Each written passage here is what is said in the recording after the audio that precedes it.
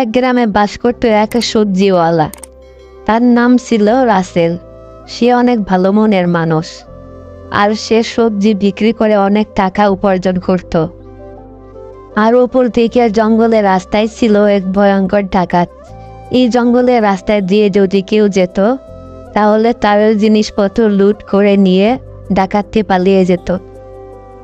তারপর সবজি বিক্রিওয়ালা রাসেল তার ভ্যান গাড়িতে করে সবজিগুলো নিয়ে বাজারে যাচ্ছে বিক্রি করতে।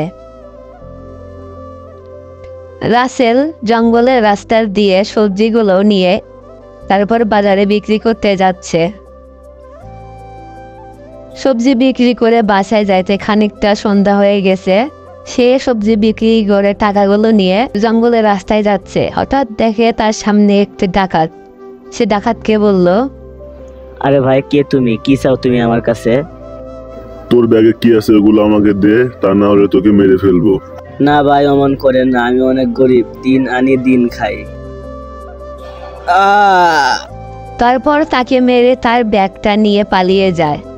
এ থেকে আমরা কি শিখলাম? আমাদের সমাজে এমনও অনেকই লোক আছে যারা কিনা টাকার জন্য কত ঘৃণা করে থাকে। এই সামান্য টাকার জন্য একটা মানুষকে মারতে দ্বিধাবোধ করে না। আমাদের সবাইকে প্রতিবাদ করতে হবে, আর আমাদের সবাইকে সচেতন থাকতে হবে, যাতে যেন কেউ এরকম কাজ না করতে পারে। তো এমন শিক্ষা নিয়ে ভিডিও পেতে চাইলে আমার চ্যানেলটি এখনই সাবস্ক্রাইব করে রাখুন।